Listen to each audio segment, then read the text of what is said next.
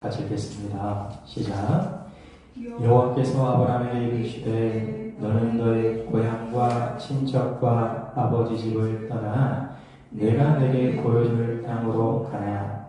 내가 너로 큰 민족을 이루고 내게 복을 주어 내 이름을 창대하게 하리니 너는 복이 될지라. 너를 축복하는 자에게는 내가 복을 내리고 너를 저주하는 자에게는 내가 저주하리니 땅의 모든 족속이 너로 말미암아 복을 얻을 것이라 하신지라. 4절. 이에 아브라함이 여호와의 말씀을 따라갔고 롯도 그와 함께 갔으며 아브라함이 하란을 떠날 때에 75세였더라. 아멘. 우리는 계속해서 지지난주 2주 전에 함께 하나님 나라 십자가 복음에 대한 걸 같이 이렇게 배웠는데요. 오늘도 동일하게 이제 두 번째 이 시간들 진행되고, 저는 생각들은 이제 오늘까지 하나님 나라 십자가 복음에 대한 내용들에 대한 부분들을 마감하고, 그리고 다음 주부터는 이제 12장 10절에 대한 내용들로 진행하도록 하겠습니다. 실은 제가 이제 이 창세기 12장 1절부터 3절까지 이 말씀들, 이제 이전 복습에 대한 내용들 가운데서도 이렇게 하지만, 한번 보세요. 이전 복습에 대한 내용들 첫 번째 보면 창세기 12장 1절부터 3절까지는 어떤 내용입니까? 하나님께서 아브라함에게 하나님 나라를 실은 약속하시는 본문들이 실은 창세기 12장 1절부터 3절까지라는 말씀이에요. 실은 1절부터 3절까지를 실은 이렇게 목회자도 대략 오해하기도 하고 성도분들도 1절, 3절을 되게 오해하는 부분이 있어요. 그럼 왜 그러냐면 1절, 3절이 1절을 보면 여호와께서 아브라함에게 이르시되 너는 너의 고향과 친척과 아버지 집을 떠나 내게 보여줄 땅으로 가라라고 말하고 난 뒤에 2절부터 계속 반복되는 게 뭐예요?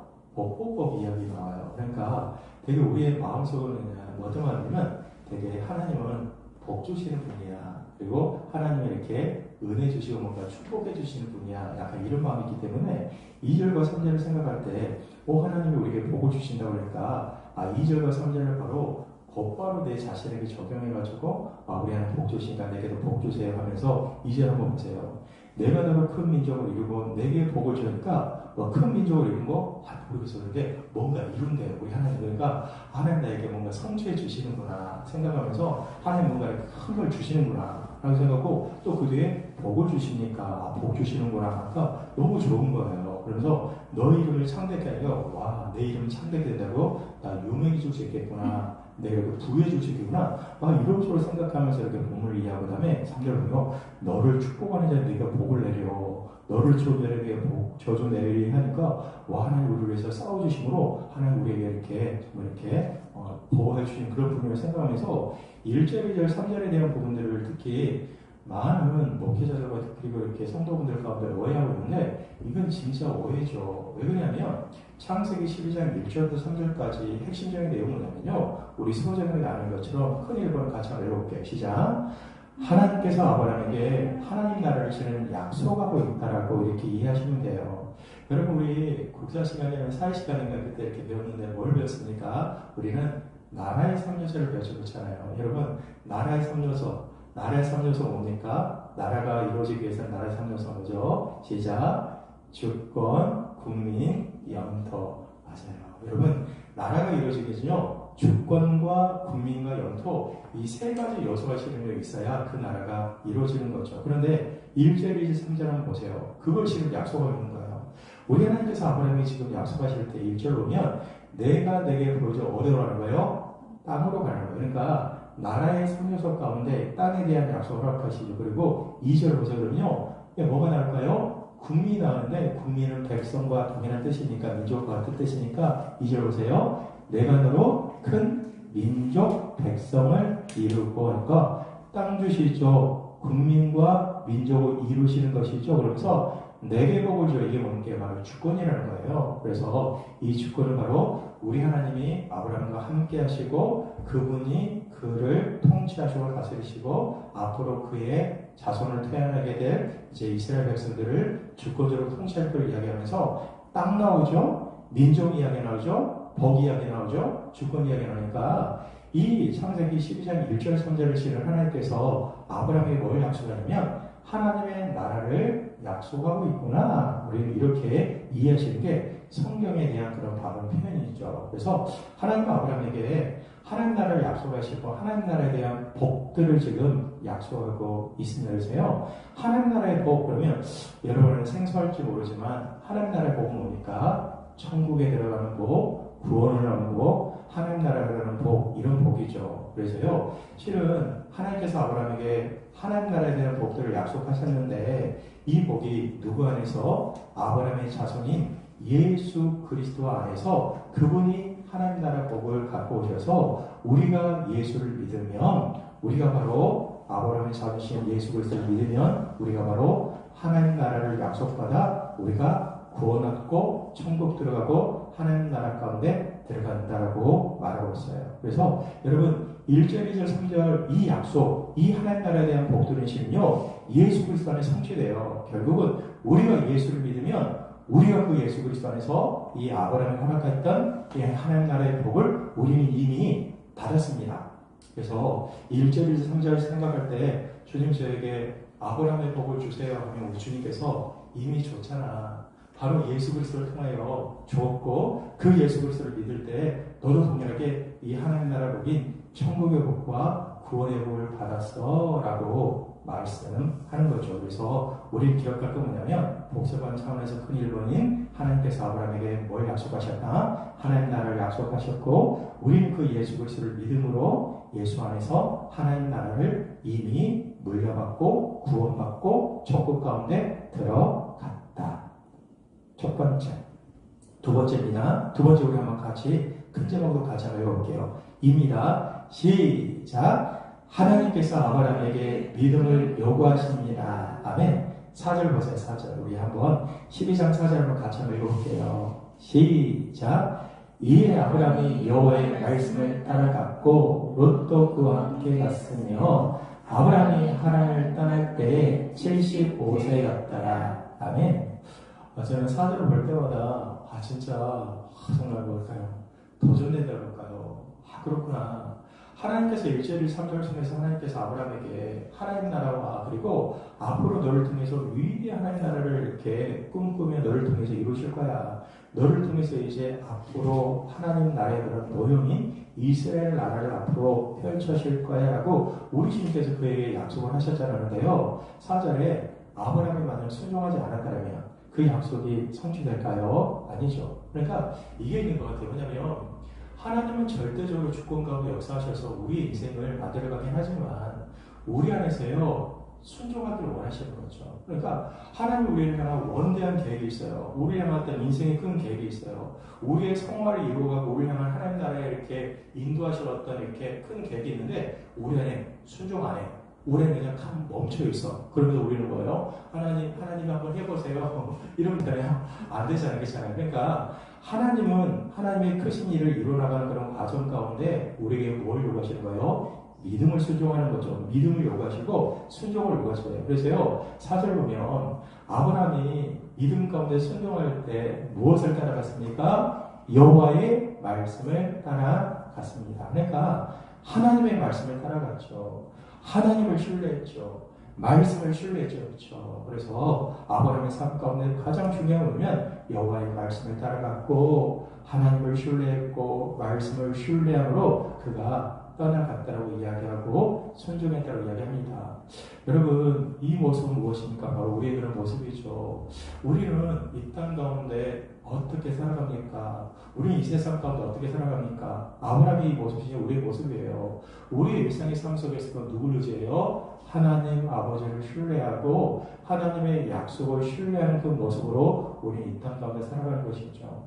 여러분 우리에게 고난이 찾아오고 싫으며 어려움이 찾아오고 환란이 찾아오고 때는 우리 안에 이 땅에서 어떤 설명할 수 없는 그런 고난이 찾아올지라도요 여러분 분명히 기억하십시오. 하나님 아버지를 신뢰하십시오. 왜 그래요? 그분은 선하신 분이세요. 그분은 자비로운 분이세요. 그분은 또 누구세요? 자기의 독생자 예수 그리스도를 우리를 위해서 기꺼이 주실 정도로 우리를 사랑하시는 분이라는 거잖아요. 그렇죠? 그분이 바로 인생의 우리의 주가 되시고 온 세상을 통치하고 계시기 때문에 우리 안에 어떤 고난과 어려움과 환란의 그런 고난을 통과할지라도 우리는 그 순간 하나님을 향해서 실망하지 않고 하나님이 인도하시지 하나님은 선하시지. 그러면서 하나님을 신뢰하는 그런 모습이 필요합니다. 그리고 하나님을 신뢰한다 그럴 때 약간 좀 이렇게 뭐랄까요, 좀 막연해요. 그런데요, 하나님을 신뢰한 건 뭐냐면요, 하나님의 약속의 말씀을 신뢰하는 거예요. 그래서 여러분이 지금 신구약 66권의 이 말씀들을 따라서 여러분이 무엇인가 마음 가운데 정말 내가 이 말씀을 내가 믿어,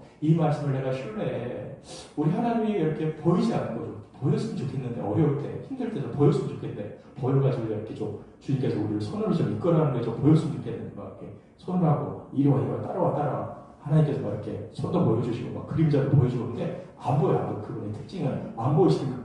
안 보일 때 우리는요, 뭘 이렇게 의지하냐면 하나님의 약속의 말씀을 의지하는 거예요. 왜 그러는 거예요? 이 말씀은요, 그분의 신실함을 드러내고 있고 그분이 누구신가를 지금요 명확하게 드러내는 거예요. 그러니까 말씀은 그분이다. 그분은 바로 말씀이다. 우리 이렇게 이해할 수 있는 거죠. 그래서 그분을 신뢰하며 나갈 때 우리 하나님께서 우리에게 가장 주신 건 뭐냐면 바로 하나님의 말씀이기 때문에 어떤 순간에도 말씀을 의지하십시오.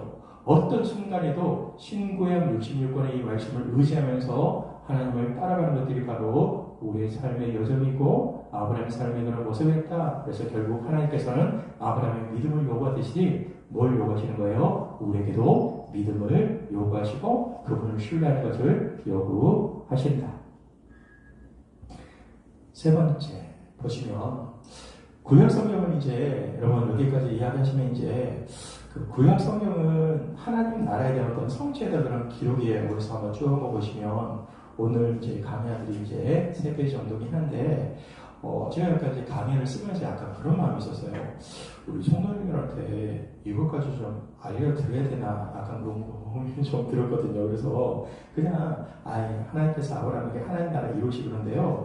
제가 약간 그 생각은 뭐냐면 잘 배워야 실은 이 배운 그 지식이 배운 믿음이 언젠가 이렇게 온전히 드러날 수 있다고 생각하니까 제대로 좀 배웠으면 좋겠다. 그리고 제 가장 큰 특징이 좀 철저히 좀 가르치려고 그러고 너무 이렇게 자세히 설명하긴 한데 좀 잘 가르치려고 하는 그런 모습이 있잖아요. 그런데요, 이 모습 가운데서도 오늘 너무 깊게 들어가지 않지만 중요한 내용들을 툭툭 한번 보면서 한번 여러분들이 이해하는 그런 시간들을 가졌으면 좋겠어요. 보면 여러분 우리가 구약과 신약이 있는데 살펴보면 구약 성경은 그냥 한마디로 하면 하나님의 나라의 성취에 대한 그런 기록이 뭐라는 거예요? 구약 성경에서요. 구약 하나님 나라 성취에 대한 기록이세요. 하나님 나라가 이렇게 성취되는구나에 대한 어떤 기록이 뭐라는 거예요? 구약 성경 이렇게 이해하시면 돼요. 우리 반가리 읽어 같이 한번 읽어볼게요. 시작. 구약 성경 대부분은 아브라함을 통해 시작된 하나님 나라 프로젝트 성취에 대한 것입니다. 맞습니다. 여러분이요, 이 표만 하나만 딱 이해하면 여러분이 밖에 가가지고 성경은 말이야 이거야 하면요, 저분 너무 유명한데, 너무 유식한데, 괜찮은데 이렇게 일을 하시는데요. 중요한 내용 뭐냐면 여러분 보세요. 아브라함이 그런 이야기입니다. 아까 제가 말한 것처럼 아브라함 한 사람 부르셔서 뭘 하시는 거예요? 나라의 선조들 가운데 주권 국민 영토해가지고 하나님의 임재 주권 그리고 국민은 아브라함, 이삭 그리고 가나안 땅이세요. 결국 이걸 통해서 뭘 약속하신 거예요? 내가 너에게 하나님 나라를 약속하면서요. 마지막 끝에 보세요. 하나님 나라 약속하죠. 그러고 난 뒤에 그 뒤에 펼쳐지는 그 역사들은 뭐냐면요. 출애굽기, 신명기, 여호수아, 사사기, 사무엘상하, 열왕기상하, 열왕역대상하, 포로기한 시대에서요. 쭉 이런 시대가 펼쳐지고 있어요. 그러면서 각 시대마다 뭐가 있냐면요. 주권과 국민과 영토에 대한 영역들이 펼쳐지면서 그러면서 보세요. 그 출애굽기부터 해가지고 사무엘상하까지 거기 안에서 오른쪽 그 박스 끝에 보면 뭐라는 거예요? 아브라함을 통해서 하나님 나라의 약속을 하셨다면 그 뒤에는 뭐예요? 하나님 나라의 모형이 이렇게 건설되는 거죠. 하나님 나라의 어떤 모형과 어떤 모습들이 이렇게 건설되는 그런 모습들이 뭡니까? 바로 사무엘상하까지 그런 표현이라는 거예요. 그래서 제가 이걸 이야기하면 성경은 그냥 읽는 게 아니라 하나님 나라 관점으로 이해하는 게 필요하다. 아브라함을 부르셔서 하나님 나라를 약속하셨고 사무엘상하까지 가서 하나님 나라의 어떤 모형과 그리고 어떤 건설되는 그런 모습이 있다는 것들을 이해할 수 있죠. 그리고 나서 그 밑에 보시면 열왕기상 있죠, 역대상하 있죠, 그리고 포로기한 시대 있잖아요. 이거 뭡니까? 그 끝에 보면 뭐예요? 뭐가 몰락되는 거예요? 하나님 나라의 모형이 몰락되는 그런 모습들이 펼쳐지고 있습니다. 이 내용들을 이해하세요. 그리고 난 뒤에 단가리 2번 우리 한번 같이 읽어볼게요. 시작. 이스라엘 나라는 하나님 나라의 지상적인 그런 모형입니다. 그러니까요, 이 이스라엘 나라, 구약 속에서의 이 아브라함을 통해서 약속하시는 이스라엘 나라는 뭐냐면요, 하나님 나라의 어떤 지상적인 그런 모형, 그러니까 모형. 여러분, 모형 생각하면 뭐가 있을까요? 실체가 있어요, 실체. 그러니까 모형은 뭐냐면요, 약간 그림자. 무엇인가를 보여주긴 하는데 그건 모형이에요. 그리고 실체는 아니에요. 어떤 이렇게 정확한 어떤 이렇게 정말 이렇게 정확한 어떤 핵심적인 게 드러나지 않았지만 지상적인 그런 모형과 그림자로서 보여지는 모습이 뭐라는 거예요? 바로 이스라엘 그런 나라라는 거예요. 그러니까 우리는 생각할 수 있는 거죠. 아, 이스라엘 나라가 하나님 나라의 그런 지상적인 그런 모형이라면 이스라엘 나라가 아닌 하나님의 지상적인 모형이 성취되는 하나님 나라가 있겠구나. 우리 이렇게 이해할 수 있는 건데 그 하나님 나라가 이제 조금 있다가 예수 그리스도를 통하여 이 땅 가운데 가져온 하나님 나라죠. 그래서 보시면 다윗의 범죄, 그 위에 솔로몬 등 후대 왕들의 범죄 실패됨으로 뭘 얘기합니까? 이스라엘 나라의 한계와 하나님 나라의 한계와 부족한 모습들을 신을 드러내요. 그러면서 이스라엘은 하나님이 약속하신 그 나라가 아니라 모형과 그림자에 불과하며 뭘 얘기합니까? 참된 실체를 가리키는 역할을 한다는 거예요. 그래서 결국은 이 구약 속에서 하나님 나라의 어떤 모형으로서의 어떤 모형이 있는데 실은 그들이 불순종하고 그들이 율법에 순종하지 못해서 하나님 나라의 한계와 부족과 모습들을 드러내고 난 뒤에 결국은 이 부족한 이 한계들 속에서 뭘 기대한다는 거예요? 실체를 기대하고 완성될 것을 기대한다는 거죠. 그러면서 밑에 우리 단가로 2번에 세 번째 하이폰, 네 번째 하이폰 같이 읽어볼게요. 시작. 물론 이스라엘을 통해 하나님 나라가 어떤 것이며 그 복락이 무엇인지 알 수 있었지만 그 자체로 완성될 것은 아니었습니다. 이스라엘 나라는 이 땅에서 참된 하나님 나라를 볼 수 있게 하는 지상적 모형에 불과했습니다. 이제 더 완전한 나라를 기대해야 합니다. 이해되죠? 그렇죠? 그러니까 뭔가 부족해. 이스라엘 나라를 기대하며 하나님 나라를 기대하지만 이 나라는 실은요, 왕도 이상하고 사울왕 진짜 이상하거든요. 그 다음에 솔로몬 아주 이상해. 처음에는 이렇게 괜찮다가 그 뒤에는요 타락해가지고 그냥 이제 이렇게 자기의 모든 것들을 지금 우상 숭배하면서 아버지 다윗이 실은 설마 마음에 합당한데 다윗도 좀 이상해. 다윗도 가늠죄 짓고 살인죄 짓는 거 보면 뭔가 이상해. 그러면서요 결국 하나님 나라의 어떤 모형 그리고 이 하나님 나라의 한계를 보이면서 결국 이들 안에 기대하는 건 뭐예요? 이 지상적인 그런 모형에 불과한데 더욱 완전한 나라, 더욱 완전한 왕을 실은 기대해요. 그래서 밑에 한번 보세요. 그 후로 같이 한번 읽겠습니다. 시작. 그 이후로 이스라엘 백성들은 선지자들의 예언에 따라 하나님 나라를 회복하며 하나님의 통치를 제대로 구현하고 하나님의 백성을 올바로 인도할 참된 왕 메시아를 기다립니다. 그리고 예수 그리스도가 오시는 것입니다. 아멘. 여러분 넘기지 마세요. 머리가 아까 제가 말한 것처럼 결국은 이 하나님 나라 가운데 가장 중요한 보면 구약 속에서 시행요 이 하나님의 주권이 제대로 시행되지를 누굴 얘기하는 거예요? 왕이 제대로 서야 돼요. 왕. 그러니까 왕은 뭐냐면 하나님과 사람의 그 중간에 딱 껴가지고 하나님의 대리 통치를 해서 대신 통치할 때 그때 뭡니까? 백성들에게 하나님의 율법을 제대로 가리키고 하나님 뜻들을 제대로 함을 통해서 이 왕이 제대로 해야 되는데요. 그 구약 속에서 뭡니까? 왕이 제대로 안 되니까 하나님의 주권이 제대로 이렇게 통치가 안 되니까 나라의 상력 가운데 주권이 잘 안 되잖아요. 그래 나라를 생각하면 나라가 법대로 제대로 돼야 그 나라가 제대로 되는 것처럼 이 하나님 나라 가운데 왕이 제대로 서서 주권이 잘 시행되고 하나님 통제가 잘 되는데 그 중간에 매개자에 누굽니까? 왕이 제대로 못하니까 결국 그 나라는 정말 지상적인 모형에 불과하고 그리고 그 나라는 몰락할 수밖에 없는 거죠. 그러면서 사람들한테 계속해서 기대는 거예요.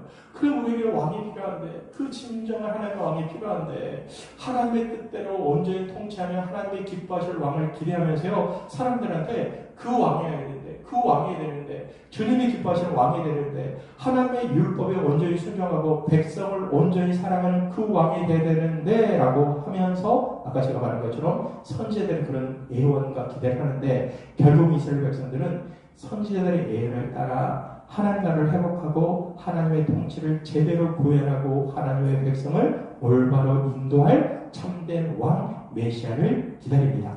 그분 누구시죠? 예수 그리스도. 그 다음 되지 마세요. 여러분, 그래서요, 이게 너무너무 실은 이 부분 너무 중요한데, 그러면 우리 예수 그리스도 누구십니까? 사복음서의 그 핵심 주제인 예수 당신은 누구십니까? 예수 당신은 누구십니까? 라는 이 표현들에서요, 그 신약 속에서 수많은 사람들이 예수 그리스도를 향해서 예수를 향해서 실은요, 뭐 오병의 기적을 일으켰을 때 예수님이 저분이 이렇게 하면 경제 대통령이겠다, 이제 떡 많이 먹여주고 이렇게 밥도 이렇게 하고 물가도 잡고, 요즘 물가가 왜 이렇게 높아요? 죽겠어요? 사람들 이렇게 했는데 이 물가도 잡아주면서 그야말로 경제 대통령 생각하면서요, 우리 예수님을 십자가에서 죽는 메시아 구원자로서 아니라 그야말로 그냥 정말 그들을 형통케 하고 복주는 어떤 세상의 왕으로 생각했는데 그게 아니라는 거예요. 예수는 누구십니까? 예수 그리스도 당신은 누구십니까? 첫째 방가 1번 같이 읽어볼게요. 시작. 예수님은 하나님의 아들이시며 참된 하나님의 나라의 왕이 되십니다. 맞습니다. 여러분, 제가 이렇게 하나님의 아들이라는 그런 표현을 뭐냐면요, 이거는요, 아들이라는 표현은 하나님을 대신하는 표현, 그리고 하나님의 대리한다는 그런 뜻이기 때문에 아들이기 때문에 우리 예수님이 하나님보다 아버지보다 약간 한 급이 더 낮고 되게 약간 이런 표현이 아니라 하나님의 아들이라는 표현은 바로 예수님도 하나님이시다 이런 뜻이에요. 그래서 예수님은 하나님의 아들 하나님이시며 참된 하나님 나라의 왕이 되십니다. 밑에 말씀 같이 읽어볼게요. 시작. 바리새인들이 모였을 때 예수께서 그들에게 물으시되 너희는 그리스도에 대해서 어떻게 생각하느냐? 누구의 자손이냐? 대답하되 다윗의 자손이라. 이르시되 그러면 다윗이 성령에 감동되어 어찌 그리스도를 주라 칭하여 말하되 주께서 내 주께 이르시되 내가 내 원수를 내 발 아래 둘 때까지 내 우편에 앉아 있으라 하셨도다 하였느냐? 다윗이 그리스도를 주라 칭하였은즉 어찌 그의 자손이 되겠느냐 하시니 하세요. 다윗이 그리스도를 주라 칭했다는 거예요. 이 주라는 뜻이 바로 하나님이라는 뜻이거든요. 그러니까 다윗이 그리스도를 주 하나님이라 칭하고 그분이 하나님이기 때문에 다윗이 예수 그리스도를 하나님이라 칭했다라고 말하고 있는 것이죠. 그래서 44절 보면 주께서 내 주께 이르시되, 이 주라는 건 앞에 있는 주를 보면 하나님 아버지, 하나님 아버지께서 내 주 예수 그리스도께 이르시되 내가 하나님 아버지가 너의 원수 예수 그리스도의 원수를 내 발 아래 둘 때까지 내 우편에 앉아 있으라 하면서요, 내 우편에 앉아 이런 표현들이 바로 실은요 주라는 뜻이고 하나님 뜻이거든요. 이렇게 우리 성도 하나님께서 성자 예수님께 이렇게 말씀했는데 이 이야기를 듣고 난 뒤에 다윗이 45절에 뭐라는 거예요? 다윗이 그리스도를 주로 칭하였은즉 예수 그리스도를 주와 하나님이라고 칭하였은즉 어찌 그의 자손이 되겠느냐 하면서 결국 누구십니까? 예수님 누구라는 거예요? 하나님의 아들이시요 하나님이시요. 아까 제가 말한 것처럼 구약 속에 수많은 왕들이 그들이 연약함과 한계와 부족함과 율법의 뜻에 순종하지 못했던 그 뜻을 완전하게 시행할 참된 하나님 나라의 왕이 되시는 것이죠. 그래서 예수님은 하나님의 아들, 이게 너무너무 실은 중요하고 사복음 속에서 너무너무 실은 중요한 주제이고 그분이 바로 하나님 나라의 그런 왕이시죠. 여러분, 예수님이 하나님이시라면 또 한 가지 그분에게 이런 그분의 인격적인 특징이 있어야 됩니다. 반가리 2번이죠. 같이 읽어볼게요. 시작. 또 예수님은요 죄가 없으시며 완전한 인간이 되십니다. 마태복음 1장 18절. 예수 그리스도의 나심은 이러하니라. 그의 어머니 마리아가 요셉과 약혼하고 동거하기 전에 성령으로 잉태된 것이 나타났더니. 맞아요. 어떤 초등학생이 왜요? 어떻게 예수님은 이렇게 그냥 태어나셨어요? 그런데요, 여러분, 예수님은 하나님이시잖아요. 그러니까 여러분 천지를 창조하신 그분께서 인간을 이렇게 말의 그 자궁을 통해서 정말 죄 없는 모습으로 태어나고 이렇게 잉태되는 것들이 불가능할까요? 가능하시죠. 우리 하나님께서 하늘의 모든 것을 창조하시는 그 전능하신 분이신데 인간의 몸을 통하여 성령으로 잉태된다. 이 성령으로 잉태됐다는 거는요, 성령님께서 예수님을요 잉태했다는 거예요. 남자의 그런 관계 속에서 우리 예수님이 태어난 게 아니라 우리 예수님은 성령님에 의하여 그분께서 잉태되게 하셔서 그분은 성령으로 잉태되거든요. 그분은 죄가 없는 분이다. 그리고 그분은 또 인간의 몸을 통해서 잉태됐기 때문에 그분 누구랄까요? 완전한 인간이 되신다는 거죠. 빌립보서 2장 6절 8절도 말씀도 같이 한번 읽어볼게요. 시작. 너희 안에 이 마음을 품으라. 곧 그리스도의 예수의 마음이니 그는 근본 하나님의 본체시나 하나님과 동등됨을 취할 것을 여기지 아니하시고 오히려 자기를 비워 종의 형체를 가지사 사람들과 같이 되셨고 사람의 모양으로 나타나사 자기를 낮추시고 죽기까지 복종하셨으니 그 십자가에서 죽으심이라. 아멘. 그래서 찍어보세요. 오히려 자기를 비워 종의 형체를 가지사 누구처럼요? 사람들과 같이 되셨어요. 사람들과 같이 이렇게 어떤 이렇게 모습만 된 게 아니라 완전히 그분은 성령을 칭하셔서 그분은 우리와 같은 살과 피와 같은 모든 성령 같은 그런 모습으로 오셔서요. 그분은 완전한 사람이 되셨어요.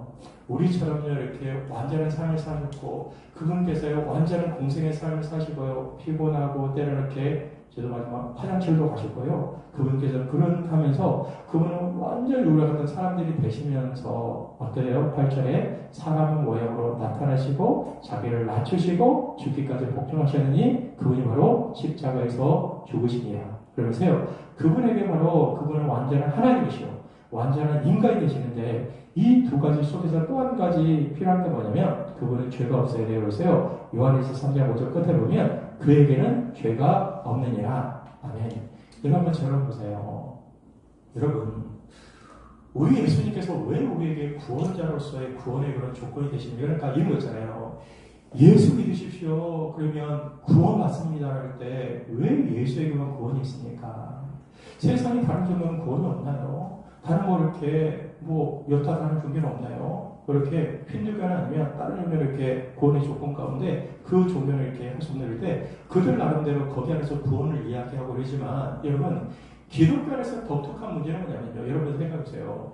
이 죄의 문제를 해결하기 위해서는요. 인간이 그 죄의 문제를 해결할 수 있나요? 아니에요. 여러분 이 죄는 실은요. 이 전무후무한 지상 최대 그런 죄인으로서 이 세상에 살았고 그리고 앞으로 태어날 사람 그리고 이미 죽었던 사람들까지 해서요. 그들의 어떤 죄의 어떤 총량과 죄의 어떤 이렇게 크기를 생각하면 그 죄의 그 무게와 죄의 어떤 크기가 이루 말할 수 없잖아요. 그렇잖아요. 그러니까 이 죄를요. 어떻게 한 인간 해결할 수 있나요? 사람 해결할 수 있나요? 짐승의 짐을 이렇게 할 수 있나요? 없어요.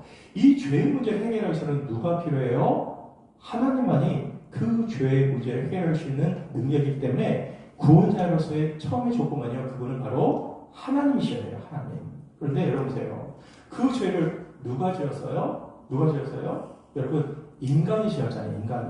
사람이셨잖아요. 그렇잖아요. 사람이 지었기 때문에 그 죄의 문제를 해결해서는 어때요? 사람이 돼야 돼요. 완전한 인간이 돼요. 그러니까 구원의 두 번째 조건 가운데 그분은 바로 완전한 인간으로서의 필요하고 그 다음에 본인에게 있는 죄의 문제를 해결하면 그 십자가에서 만약 죽음은 본인의 죄 때문이긴 하지만 그 구원자로서 또 한 가지 조건은 뭐냐면요. 그분은 죄가 없으셔요. 죄가.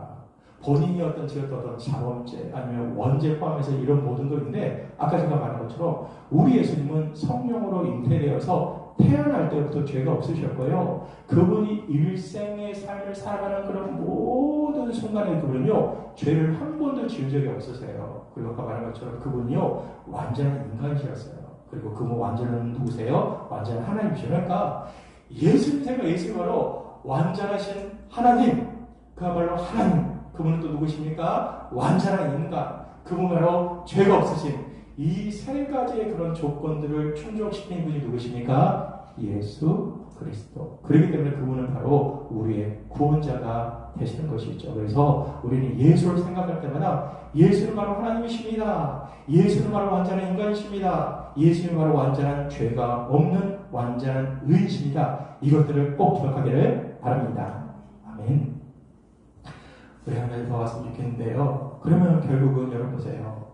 사본 보면 구약의 그런 하나님 나라에 대한 어떤 그 모형과 약속이 있다 그러면 결국은 어떻게 돼요? 누구에게 성취됩니까? 예수 그리스도를 통해 성취되고 결국은요 하나님 나라가 예수 그리스도를 성취된다. 이렇게도 우리 이해할 수 있습니다. 우리 방가 율법 보면 이렇게 말하잖아요. 참된 왕인 예수 그리스도에 의하여 성취될 하나님의 나라라고 말하면서 이 참된 하나님 나라는 어떻게 성취될 수 있습니까? 했어요. 가장 중요한 요소 같이 한번 읽어볼게요. 저 이렇게 있죠. 같이 읽어보시자. 가장 중요한 요소는 하나님의 다스림이 완전히 실현되도록 대언하고 대리 통치할 수 있는 왕입니다. 이스라엘 백성은 다윗 왕의 후손에 나실 왕을 기다렸습니다. 그래서 밑에도요.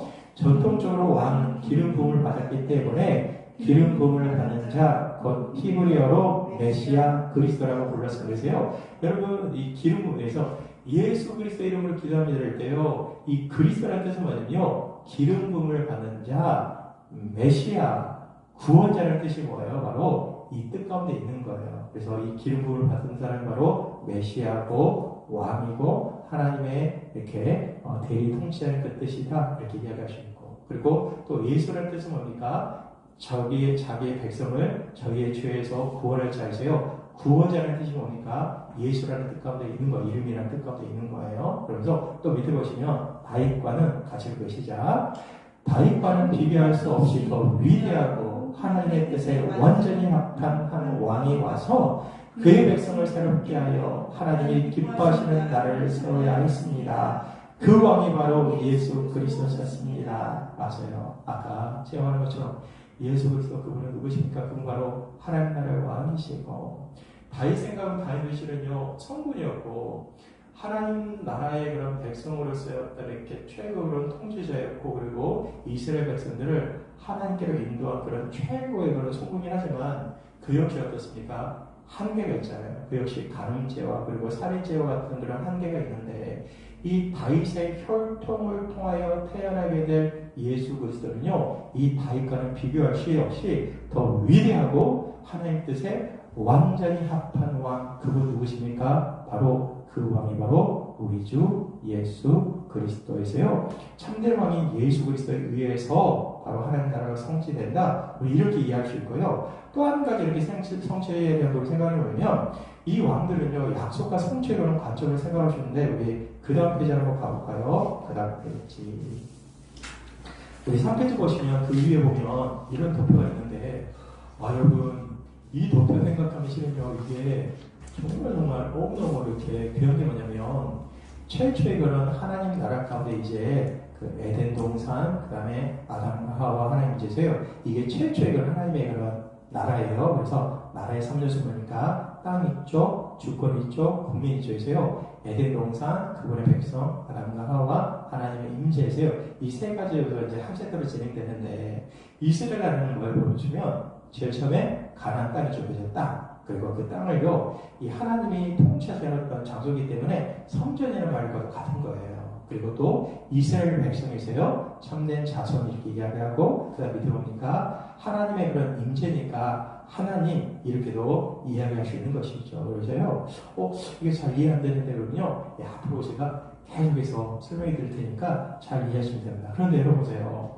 이 구약에 가나안 땅 성전이 있잖아요. 그리고 이스라엘 백성이 있잖아요. 그리고 하나님이 있는데 이 모든 약속이 있잖아요. 약속. 이 약속이 바로 누구에게 성취돼요? 예수 그리스도 성취돼요. 진짜 그럴까요? 여러분 보세요. 가나안 땅과 성전이를 이야기했는데 성전 뭡니까? 하나님의 통치하시는 장소. 하나님이 함께 하시는 자소, 하나님과 그의 백성이 만나는 영광스러운 자소가 바로 성전인데 바로 이 성전이 바로 예수 그리스도의 성취돼요. 땅 성전이 예수 그리스도의 성취돼요. 그래서 우리 예수님께 요한복음 2장 19절에 이렇게 말씀하는데 예수께 대답하여 이르시되 너희가 이 성전을 헐라 내가 사흘 동안 일으키라 했어요. 이 성전, 예루살렘 성전은 홀라는 거예요. 그런데 내가 4일 동안, 3일 동안 다시 일으키려 해서요. 이거 뭡니까? 예수 그리스도의 십자가의 죽으심 위에 부활을 뜻하고 있으니까, 예수님이 바로 부활하심으로 그분께서 참된 성전이 되는구나. 우리 이렇게 이해할 수 있잖아요. 그래서 가나안 땅 성전에 대한 이 약속이 누구에 성취되는 거예요? 예수 그리스도에게. 그리고 또 보세요. 이스라엘 백성이 바로 참된 자손인데 갈라디아서 3장 16절은 또 이렇게 말씀하잖아요. 밑에 박스 밑에 같이 읽어볼게요. 시작. 이 약속들은 아브라함과 그 자손들에게 말씀하시는 것인데 여럿을 가리켜 그 자손들이라 하지 아니하고 오직 한 사람을 가리켜 내 자손이라 하였으니 곧 그리스도라. 아멘. 여러분, 이 앞으로 창세기를 계속 우리가 펼쳐나가고 창세기에 이렇게 여행을 하다 보면 하나님께서 아브라함에게 너의 씨를 통하여 내가 이 땅을 주마라고 이렇게 말해요. 그런데 이 씨가 뭐냐면요, 너의 자손에게 주겠다 이렇게 말씀하는데 이 자손이 바로 자손들이라고 말하지 않고 너의 자손 단수의 형태로 문장이 표현되고 있는 게 바로 갈라디아서 3장 16절이에요. 그래서 이 약속들, 하나님 나라의 약속들, 이 약속들은 아브라함과 그 자손에게 말씀하시는데 자손들, 이스라엘 백성들에게 말씀하신 게 아니라 그 자손에게 말씀하신 것인데 여럿을 가리켜 그 자손들이라 하지 아니하고 그뒤 보세요. 오직 한 사람을 가리켜 너의 자손에게 그 약속을 주신다는 거예요. 그 자손 누구세요? 예수 그리스도. 그러니까 아까 제가 말한 것처럼 위에 박스로 해서 이스라엘 백성 참된 자손, 하나님 나라를 물려받고 하나님 나라를 얻게 될 참된 이스라엘 백성, 참된 자손, 그분 누구십니까? 예수 그리스도. 그리고 또한 하나님의 그런 주권은 바로 하나님이기 때문에 예수 그리스도가 하나님이기 때문에 이렇게 나누니까 제가 뭘 하냐면 구약의 모든 약속들이잖아요. 다 예수 그리스도의 성취돼요. 그래서 구약 가운데 내가 이 내용을 잘 모르겠는데 그러면 여러분이야 예수님이구나.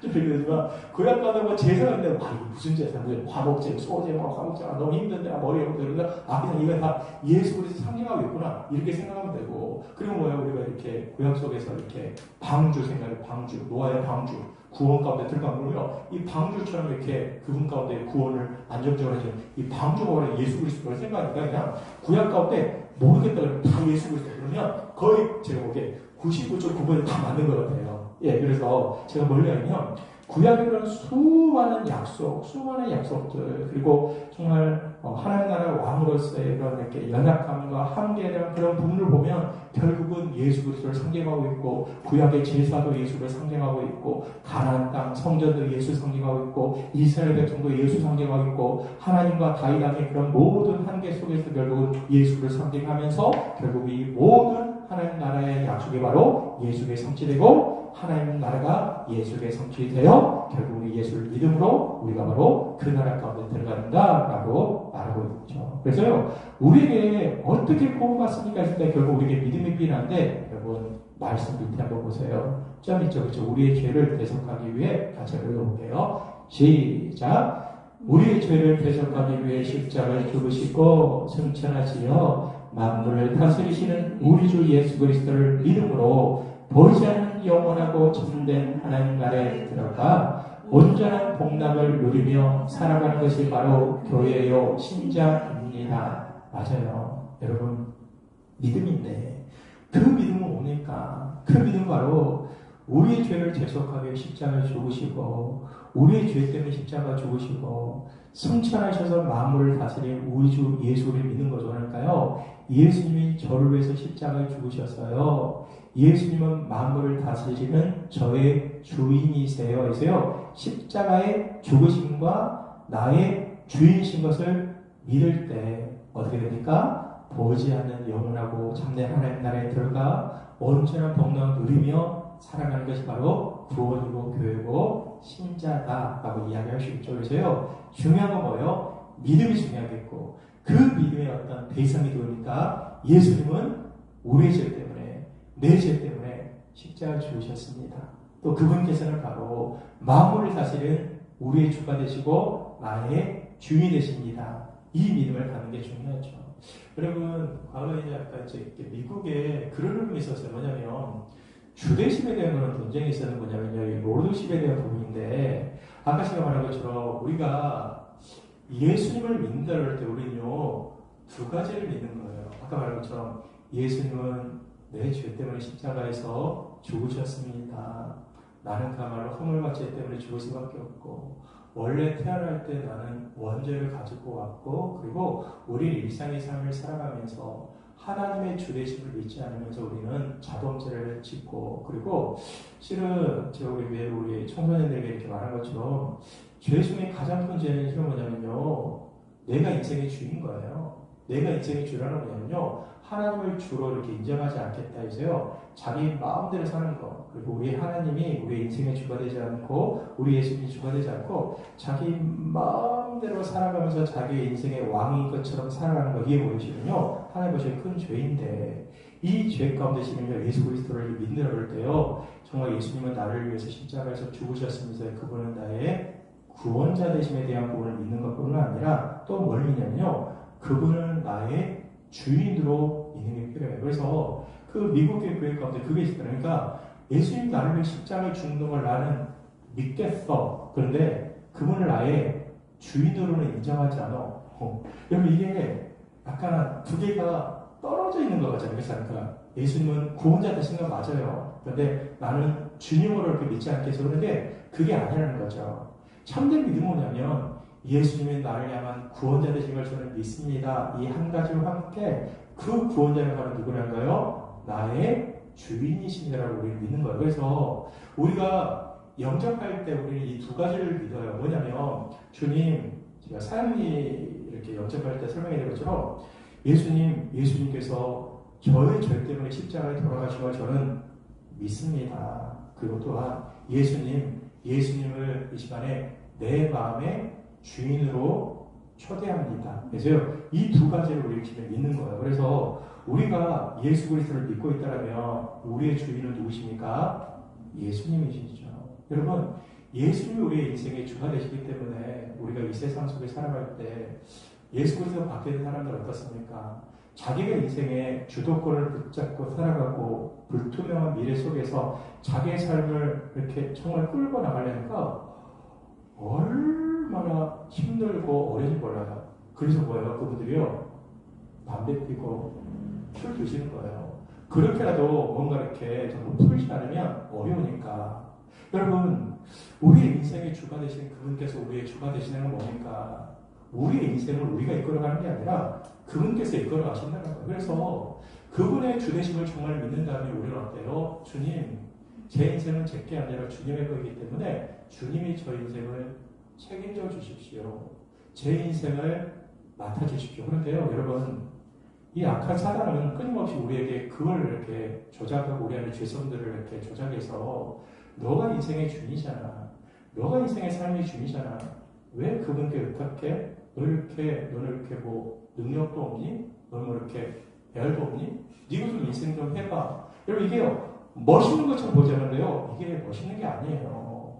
여러분, 그분께서 우리의 인생의 주가 되셔서 우리의 인생을 만들어 나가신다면 인생 속에서 그런 고단함과 문제와 염려들 속에서도 어려울 때마다 우리는 기도하겠죠. 주님, 내 문제 아닙니다. 우리 약간 뻔뻔할 필요 없어요. 주님, 이 문제 제 문제 아닙니다. 그렇잖아요. 주님, 이 교회 문제 제 문제 아닙니다. 주님 아시죠? 우리 사랑하는 자녀들 이 문제 제 문제 아닙니다. 주님이 저희 주님이기 때문에 주인님께 제 문제를 의탁합니다. 이렇게 우리는 고백하면서 나가는 것이죠. 그래서요, 우리는 믿음 가운데 예수 그리스도의 구원자 되시는과 예수의 주인 되심을 믿으면서 우리는 살아가는 바로 교회고 신자다. 우리 한 가지만 우리 묵상 왔으면 좋겠는데요. 결국 1번 같이 한번 읽어볼게요. 시작. 1. 우리가 그 나라에 들어가기 위해서는 아브라함과 같은 믿음이 필요합니다. 우리가 하나님 나라의 복을 받기 위해서는 참된 믿음이 필요합니다. 맞아. 그래서 여러 말씀드리지만 여러분, 밑에 로마서 4장 24절 한번 보세요. 4장 24절 같이 외울게요. 시작. 의로 여기실 받은 우리로 이하느니 곧 예수 우리 주를 죽은 자 가운데 살리신 이를 믿는 자니라. 예수는 우리가 범죄한 것 때문에 내줌이 되고 또한 우리를 의롭다 하시기 위하여 살아나셨느니라. 아멘. 그래서 그 위에 보면 아브라함 같은 그런 믿음을 가지려는 거예요. 그런데 아브라함 같은 그런 믿음을 가질 때 그 믿음의 중심 가운데 아까 말한 것처럼 예수 우리 주를 죽은 자가 살리신 이 하나님을 믿는데 예수는 우리가 범죄한 것 때문에 되어줌이 되고 내 죄 때문에 십자가 되어줌이 되고 우리를 의롭다 하기 위해 그분은 살아나셨다 해서요. 예수의 죽음과 부활하심을 믿을 때 그 사람이 그 믿음 속에서 하나님 나라 복을 받고 영생을 받을 것이다 라고 말을 했죠. 그러면서 사도행전 16장 31절에 이렇게 말해요. 그들이 데리고 나가 이르되 선생님이여 내가 어떻게 하여 구원을 받으리까 하거늘 31절 가지고 보시자. 이르되 주 예수를 믿으라 그리하면 너와 내 집에 구원을 받으리라 하고 맞아요. 주 예수를 믿으라는 거예요. 주 예수 그리스도를 신뢰하는 거예요. 주 예수 그리스도에게 우리 인생의 모든 것들을 맡기고 그 십자가의 죽으심과 부활하심에 우리 인생의 모든 것들을 맡기고 그 십자가 죽으심을 전심으로 의탁하여 주는 죄인입니다. 예수 그리스도의 그 십자가 없이 는 살아갈 수 없습니다 하면서요. 십자가의 죽으심과 부활하심을 전심으로 믿을 때 그 사람과 그 집이 구원을 받을 것이라고 말하고 있죠. 그러면서 이모 보면 이런 믿음으로 구원에 들어간 사람들은요. 비록 이 세상에서 불안전하고 고난이 있지만 기쁨을 누리기에 부족함이 없습니다. 무엇보다 예수 그리스도를 믿을 때 성령님을 통해 믿는 자들에게 뭘 주세요? 하늘의 부양을 다 부어 주시는 거죠. 여러분 하늘의 부양은요 하늘의 복들을요 성령님을 통해 예수 그리스도를 믿는 자에게 부어 주신다는 거예요. 여러분 우리가 이 거친 세상 속에서 때로는 이 황량한 세상 속에서 어떻게 살아갑니까? 실은 여러분 우리가 이 땅 가운데 속해 살아가는 것을 보시면 우리는 어디에 속해 있어요? 하늘에 속해 있어요. 하나님 나라에 속해 있어요. 거룩한 그 나라에 속해 있기 때문에 우리는요 성령님을 통하여 믿는 자들에게 우리는 그 나라에 들어갔기 때문에 하늘의 부유함을 부으신다 말씀하면서 로마서 3장 이렇게 말씀하잖아요. 다만 이뿐 아니라 우리가 환난 중에도 즐거워하니 이는 환난은 인내를 인내는 연단은 소망이 이르지 하면서요. 여러분 우리가 어떻게 환난 중에 즐거워합니까? 뭐 이상한 사람도 아니고 그잖아요. 정상적이지 않잖아요. 그런데요 바울이 그러는 거예요. 성령님을 통하여 믿는 자들은 하늘의 부양이 있기 때문에 이 환난 중에서도 즐거워한다. 왜 그래요? 이 환난이 인내를 만들고 인내가 연단을 만들고 연단이 바로 영원한 하늘에 대한 소망을 이루기 때문에 환난 중에서 즐거워하면서 이 길을 걸어갔다라고 말하고 있는 것이죠. 베드로서 4장 12, 13절 같이 읽어볼까요? 시작. 사랑하는 자들아 너희를 연단하려고는 불시험을 이상 당하는 것 같이 이상히 여기지 말고 오히려 너희가 그리스도의 고난에 참여하는 것으로 즐거워하라. 이는 그의 영광이 나타날 때 너희로 즐거워하고 기뻐하게 하려 함이라. 너희를 연단하여서 여러분 지금 연단 과정 가운데 있습니까? 연단의 과정이 있다면요 연단하려고 하는 이 불시험을요 이상한 일 당하는 것 같이 정말 힘들어. 왜 내게 이런 시험이 있지? 성경 왜요? 지금 연단하고 있는 거야. 그 연단하고 오는 그런 불시험 물시험도 아니고 불시험이에요. 얼마나 뜨겁겠어요. 뜨거워. 너무 힘들어요. 그런데요 주님께서 지금 사도바울을 베드로를 통해 뭐라는 거예요? 사랑하는 자들아 하나님들을 너무 사랑하잖아. 이 사랑함으로 너희 연단함으로 결국 너희를 망하게 하는 게 아니라 이 불시험을 통해서 너희를 위해 더 하나님의 그 은혜를 소망하고 영원의 천국을 바라보게 하는 거야라는 그런 의미에서 너희를 연단하고는 불시험을 이상한 일 당한같이 여기지 말고 그리스도의 고난에 참여하는 것으로 즐거워하라 라고 말하고 빌립보서 4장에서는요 주 안에서 항상 기뻐하라 내가 다시 말하니 기뻐하라고 말하면서 결국 예수 그리스도와 그분의 왕 되심을 믿는 사람들은 성령을 통한 믿는 자들이 하늘의 부여함을 보신다고 말하고 있습니다. 제가 한 가지 이야기하고 마칠게요. 저는 이제 페이스북에 보면 이제 박영돈 교수님이라고 고신에 계시는 분인데 저는 잘 몰라요. 그런데 이제 개인적으로 이렇게 책을 통해서 존경하고 감명이 이렇게 몇 번 들어져 있는데 그 박영돈 교수님이 이제 이렇게 칼럼을 썼는데 오늘의 그런 이야기와 같이 연결되겠다 하는 것을 한번 제가 들려드릴 때 한번 좀 듣고 한번 이야기를 마쳤으면 좋겠습니다. 이분 이제 그 성도분 가운데 한 분이 계시는데 그 한 분에 대한 것들을 이제 페북에다 이렇게 올리신 거예요. 그런데 이런 글입니다. 우리 교회 한 교인은 감사하는 기도를 하다 보면 어느새 30분이 훌쩍 지나간다고 한다. 그러니까 그분이 와서 이제 기도를 하나 봐요. 새벽 기도 하나 봐는데요. 감사하는 기도를 하다 보니까 어느새 30분이 훌쩍 지나가고 한다. 근데 그녀는 인간적으로는 별로 감사할 게 없을 것 같은데 무엇이 그렇게 감사할 게 많은지 모르겠다. 그녀의 남편은 간암으로 오래 앓다가 1년 전에 별세했다. 그녀는 사랑하는 이를 질풍으로 한동안 힘겨운 시간을 보냈다. 유일한 자식인 아들은 결혼해서 따로 살기에 홀로 지낸다. 부모님 같이 살아주지. 떠났네. 그러면서요, 그분이요, 옷가게를 하는데 같이 일하는 이의 월급을 챙겨주면 남는 게 거의 없어 경제적 형편도 그리 좋지 않다. 그녀는 과거 세례도 받았는데 교회 생활을 몇십 년 쉬다가 아픈 남편과 함께 우리 교회로 다시 나온 지 2년쯤 되었다. 그런데 너무나 순수하고 아름답게 신앙생활을 한다. 나중된 자가 먼저 된다고 오래 교회 생활하는 이들에게 도전과 규각이 된다. 기도가 온통 감사하냐. 그분이 이제 목사 쓰는 게 영리와 불평으로 점철된 내 기도를 부끄럽게 한다. 교회 생활한 지 얼마 안 된 교인이 평생 성경과 신학을 공부하고 가르친 목사에게 참된 기도가 무엇인지 본보기로 가르치는 선생이다. 이런 페이스북에 대한 내용도 올린 거예요. 그러니까 제가 아까 말한 것처럼 와, 이분이 정말 어려움이 있고 고난인데 불구하고 하루에 30분째 이렇게 계속 하나님께 기도 생각하고 우리는 뭔가 요청하고 청구하고 계속 우리의 필요를 요청할 수 있겠지만 이분 뭐라는 거예요? 30분씩 그렇게 하나님께 감사의 그런 기도를 드림으로 감사의 삶에서 풍성하고 아까 말한 것처럼 재성적으로 풍성하지 않죠. 또 남편분과 사별하여서 그 고난의 시간을 했죠. 경제적으로 넉넉하지 않고 또 자녀들도 이렇게 떨어져 있는 상황 가운데 정말 세상에 비하면 넉넉함과 화려함과 무엇인가 풍족하지 불구하고 왜 이런 귀한 성도들이 감사의 기도전을 끊이지 않고 삶을 살아갈 수 있을까요? 아까 말한 것처럼 성령을 믿어 예수를 믿어 그분의 하나님 나라의 복을 통하여 이 땅에서 하나님 나라의 부유함의 복들을 충만히 누리기 때문에 세상의 것들이 없고 무엇인가 없을지라도 예수님 때문에 그분 주신 복 때문에 그분 주신 기쁨 때문에 그런 삶을 살고 있겠다 이런 생각들이 듭니다. 여러분 우리는 어떻습니까? 정말로 하늘의 부유함으로 우리는 살아가고 있습니까? 우리는 그 부유함을 소망하고 있습니까? 우리 마음속에 예수님이 우리의 인생의 주님 맞습니까?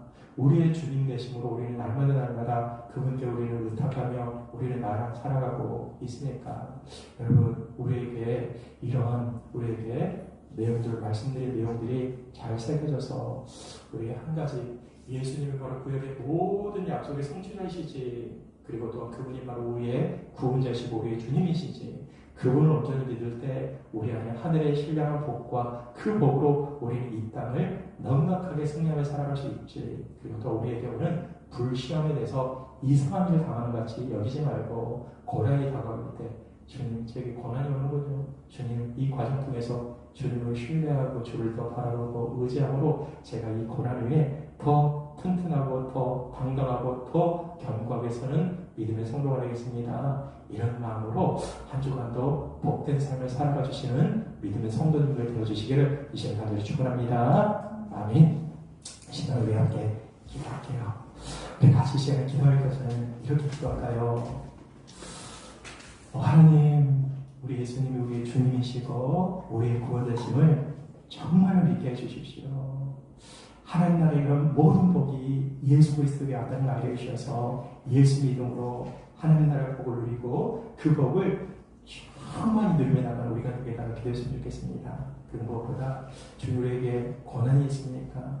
이 고난 속에서도 우리 안에 피할 길을 주시고 이 고난 속에서 정말 주를 의지하면서 견고해질 수 있는 그런 기회가 되게 달라고 이 시간에 함께 하나님께 간절히 기도했으면 좋겠습니다. 우리 시간에 같이 기도할까요? 기도하겠습니다. 하나님 주여 우리에게 찾아오는 불시험과 이 고난에 대해서 우리 안에 불평하지 않게 해주시고 주여 우리에게 모든 것들을 아시고 우리 모든 것들을 아시는 그 주님께 우리 인생의 모든 것들을 달라게 해주시옵소서. 주님 우리 사랑하는 믿음의 성도들 한 분 한 분을 주님을 도와여 주셔서 하나님 나라의 왕 진정한 왕 진정한 주님 진정한 구원자 그분을 위해서 이 땅에서도 하나님 나라로 나가는 복된 성도 될 수 있도록 인도하여 주시옵소서. 아버지, 그런 삶을 살아갈 수 있도록 인도하여 주시고, 아버지, 거친 세상에서도 늘 주를 의지하고 늘 신뢰하고 늘 주를 더 온전히 바라볼 수 있는 복된 믿음의 성도되게 해주시고, 우리 예수님으로 구약의 모든 예언의 성취요, 모든 약속의 성취요, 예수 그리스도 안에 모든 복이 있다는 말을 해주셔서 예수님 때문에 만족하며 감사하며 기쁨의 삶을 살아갈 수 있는 복된 믿음의 성도가 될 수 있도록 인도하여 주시옵소서. 기도하겠습니다. 예수님 누구십니까? 구약의 모든 약속과 모든 그림자의 성취가 바로 예수 그리스도시고, 구약 속에서 하나님 나라에 대한 어떤 약속 가운데 땅과 주권과 그리고 하나님 나라의 어떤 백성, 이 모든 복이 바로 예수 그리스도에 성취되어지고, 그 예수 그리스도를 믿었을 때 바로 우리가 하나님 나라의 모든 복을 이 땅에서도 부여하게 누릴 수 있음을 고백하며 나갑니다. 주님, 그 예수 그리스도를 온전히 의지하고 나의 주인으로 날마다 고백함을 통하여 이 땅 속에서도 복됨을 누리고 하나님 나라의 복됨을 누리며 살아가는 복된 믿음의 성도를 될 수 있도록 주님 인도하여 주옵소서. 주님, 내가 예수 그리스도를 믿는데 왜 내게 고난이 찾아옵니까? 라고 말할 때 우리는 알지 못하지만 이 불시험 이외에 우리의 내면과 우리가 주를 더 신뢰하는 것들이 더 단단해져 있다는 것들을 우리 안에 믿음으로 보게 해주셔서 이 불시험 속에서도 이렇게 불평하지 않고 믿음의 길을 뚜벅뚜벅 걸어가며 하나님의 말씀과 성경 말씀을 꽉 붙잡고 그렇게 믿음의 길을 걸어갈 수 있는 복된 사랑하는 믿음의